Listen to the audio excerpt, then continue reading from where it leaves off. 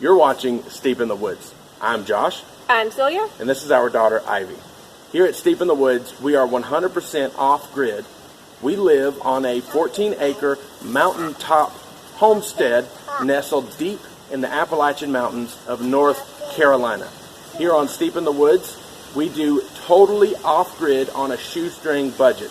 You'll see no fancy stuff here. It's just making do with what you have and what you can figure out.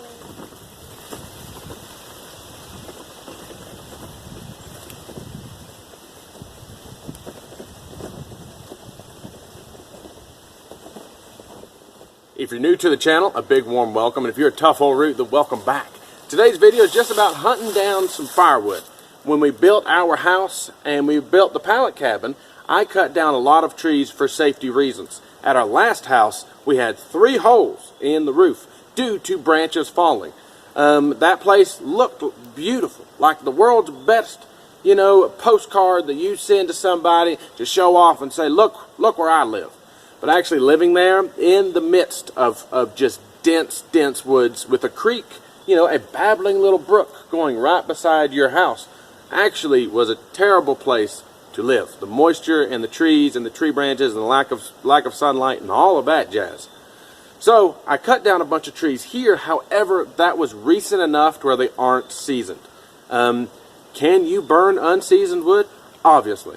You can burn green wood, if you get the thing hot enough. But seasoned wood and really dry wood is the safest wood to burn. It gives you the most BTU.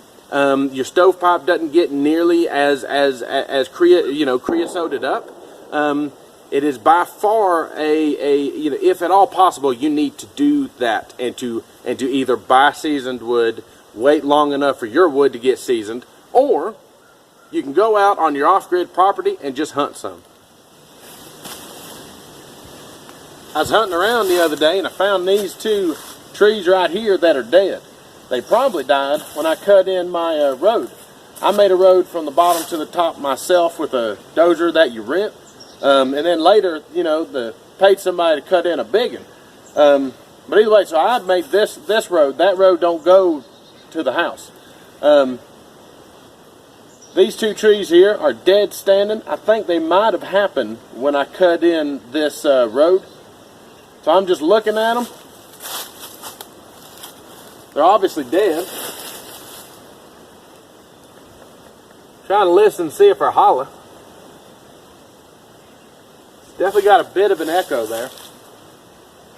What I think that I'm going to end up doing is cut me a plug and inspect it. Basically, just like you was going to drop it down.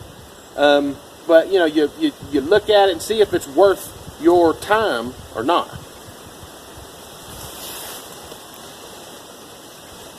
Alright, let's see. Still working on my review of this saw. Hoteche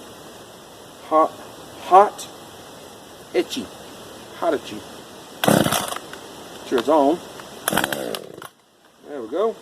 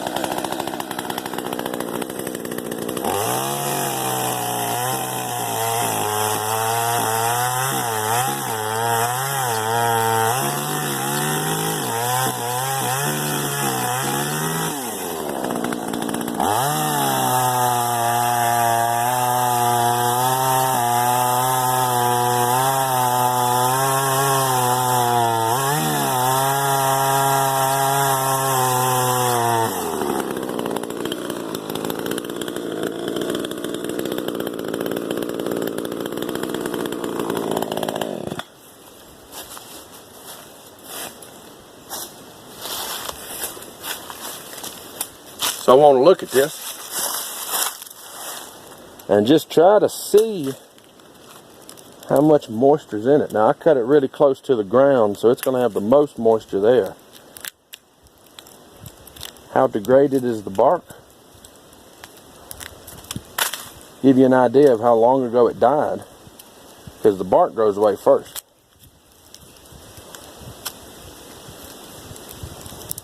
It's been at least a year.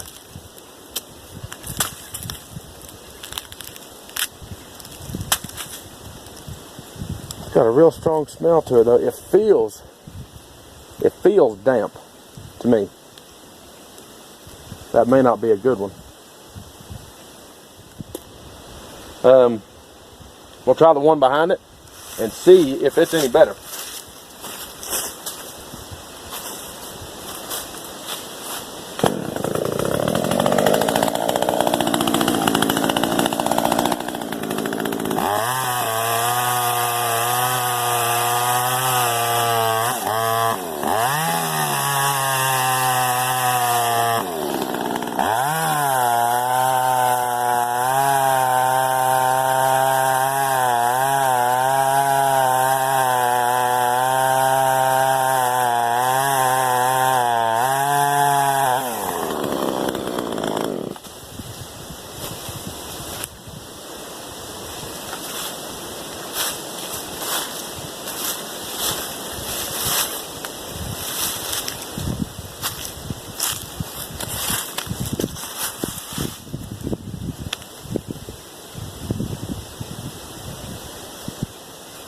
Neither one of them seem good.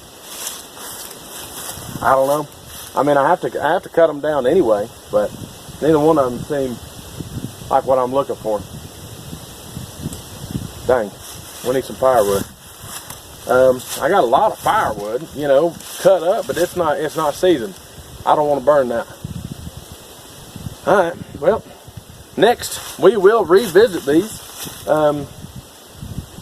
I mean, they will be good wood later. If I wasn't looking for something that I wanted to have and to burn today, I'd cut them down, buck them up, and whatnot. But I'm looking for something to put in the stove tonight. And these just feel a little too damp. So, given time, we may come back and cut these guys up, use them for next year. But this year, since we're here and it's already winter, I got to find stuff that's pre-seasoned, you know, by nature.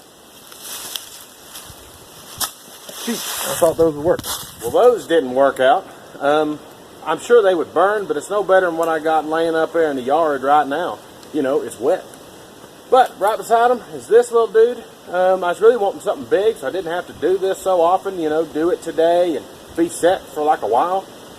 But whatever. This guy, you know, is much, much drier. It's just also a lot smaller.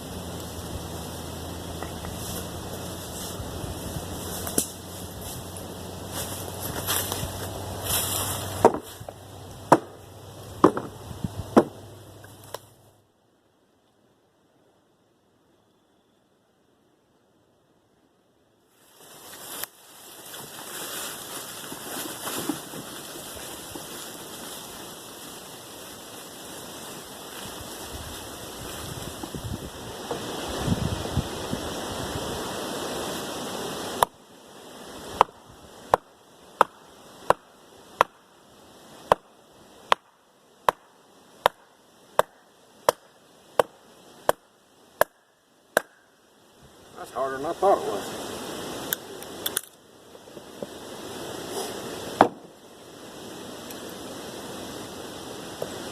So when we first got here, come on, I ran out and got us a bunch of locust. Locust is pretty much universally accepted as the best. Of course, whatever this is pretty hard as well. I'm trying to keep them from flying out to, everywhere. But I like having options. I like having options with it. Alright, well apparently they're just going to have to fly everywhere because I ain't playing patty cake with all these. Just have to pick them up. I like having options though. Locust is the best, but there's not a whole bunch of it around anymore. We got a couple dead ones. I'm actually saving one of the big dead locusts to do the first row of log rounds on the workshop. Locust doesn't rot, so burning it is wonderful. I mean, it's a great thing to burn, but it's also a great thing to build with.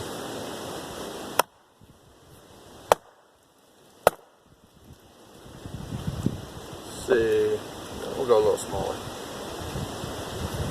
So we're going to do the workshop and log rounds, and I'm saving some of that locust for that first layer because I don't have a whole bunch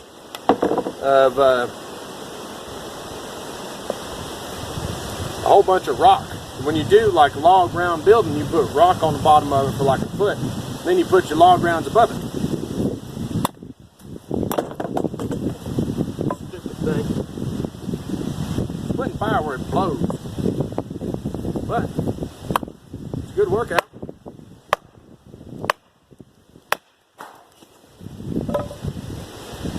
Wonderful workout.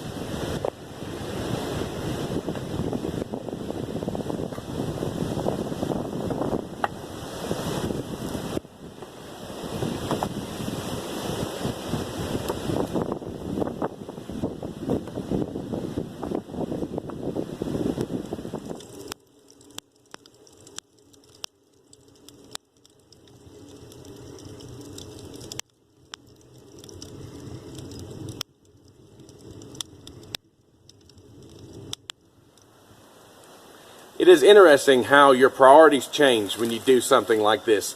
You look at the world differently, and your priorities are just different. Time moves slower, and the things that you used to think mattered a whole bunch really don't matter that much.